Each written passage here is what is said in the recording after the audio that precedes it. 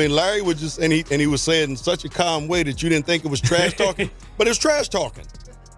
You're not going to tell me you're going to go over there and shoot the ball in my face. That's trash talking. But he would tell you before the play even started. He just come out and say, guys, you ain't got to worry. This is where the ball going. The NBA world was stunned after Michael Jordan reportedly made a statement that sparked a massive debate among basketball fans. Instead of talking about championships, stats, or famous moments, MJ focused on one thing: greatness. The conversation exploded when Larry Bird was placed above LeBron James in the all-time debate. The claim quickly divided fans because both legends represent different eras of basketball excellence, with LeBron known for his incredible longevity and all-around dominance, while Bird is remembered for his elite skill, leadership, and winning mentality. Enjoy yourself, dog. Y'all gave us a run for our money. Yeah. All right, take care. Thank you. Work on that golf game of yours. The moment those words were heard, the basketball world erupted. Social media went wild, analysts debated non-stop, and fans quickly chose their sides. But this was bigger than just one statement. It became a conversation about what happens when the greatest player ever weighs in on the ultimate debate of basketball greatness.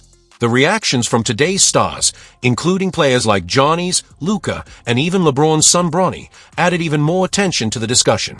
The real question became, what did Jordan truly mean?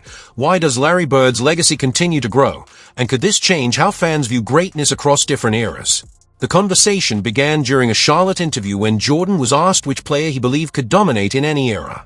Without hesitation, Jordan leaned forward, smiled, and prepared to give his answer. Bird wasn't scared because of what he did.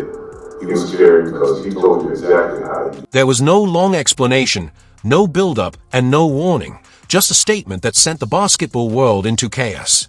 This was Michael Jordan speaking, the ultimate competitor known for his intense mindset and legendary confidence. When someone with his reputation makes a bold statement, fans immediately start searching for the deeper meaning. Was Jordan taking a shot at LeBron James, or was he simply defending the greatness of another era?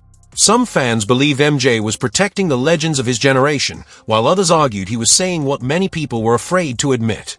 Within hours, major sports shows and analysts were breaking down the comment from every angle. Some called it one of Jordan's most honest opinions, while others viewed it as a controversial take. But one thing nearly everyone agreed on: Jordan was not saying it just to create attention. Jordan's words carried weight because his respect for Larry Bird has always been well known. This was not a random comparison made for attention. For years, Jordan has spoken highly of Bird's ability and the impact he had on the game. Before LeBron James became the face of modern basketball, there was another player who challenged Jordan's idea of greatness, Larry Joe Bird. To understand why Bird earned that level of respect, you have to look at the era he played in.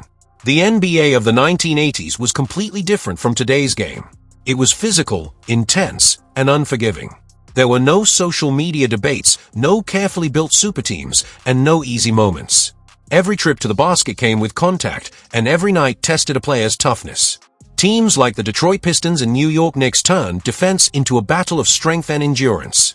Bird didn't just survive that environment, he dominated it. Even while dealing with injuries and constant physical punishment, he continued to compete at the highest level, hitting difficult shots, battling opponents, and showing the confidence that made him one of basketball's greatest competitors. Jordan's respect for Larry Bird was built on more than talent. He admired Bird's toughness, mentality, and ability to compete through anything. The 1980s NBA was a far more physical era, where players had to prove themselves every night. Bird never needed to talk about being tough. He showed it by playing through injuries, accepting every challenge, and dominating against elite competition. That is why Jordan viewed him as one of the toughest opponents he ever faced. But Bird's greatness was not only about toughness. It was his skill, basketball IQ, and ability to control games that made him truly special. What made Larry Bird special was not just his talent, but the path he took to greatness. Unlike many modern stars, Bird did not come from a famous basketball pipeline or a world of constant attention. He grew up in French Lick, Indiana, a small town where hard work mattered more than hype. He built his game through dedication, working tough jobs and spending countless hours practicing until he became one of the best. There were no cameras following him, no massive expectations, and no easy shortcuts, just determination. When Bird arrived at Indiana State, the program was far from a national powerhouse. but he transformed them into a basketball phenomenon, leading the team all the way to the 1979 NCAA championship game against Magic Johnson and creating one of the most memorable moments in college basketball history. Around. You might do a little something. Nah, you ain't got. Nah, you shot yourself out in warm-ups. Talking about Leon Wood. He said, nah, you shot yourself out. Who coming in second? The 1979 matchup between Larry Bird and Magic Johnson became one of the most watched college basketball games ever and helped create a rivalry that would eventually transform the NBA. After Boston drafted Bird, the Celtics changed instantly. A struggling team became a contender, improving by 32 wins during his rookie season. Teammates remembered Bird's incredible work ethic, his competitive mindset, and how he would be back in the gym before anyone else the next day. He brought a level of intensity that pushed everyone around him. By his second season, Bird was already becoming one of the biggest names in basketball, and his path was beginning to cross with a young Michael Jordan. When Jordan entered the NBA in 1984, he was explosive, confident, and determined to prove himself. But he had already heard the stories about Bird, the fearless competitor with the legendary trash talk, the player who could dominate even while battling injuries. And so I would always ask questions and try to learn as much as I could. Right? When Jordan finally faced Larry Bird, he understood why so many players respected him. Jordan famously scored 63 points against the Celtics in the 1986 playoffs, leading Bird to call the performance one of the greatest he had ever witnessed. But what many fans forget is how Bird responded against Jordan's Bulls teams. He did not rely on speed or athleticism. He controlled games with his intelligence, confidence, and basketball instincts. Bird outthought opponents, outworked them, and used his mind as his greatest weapon.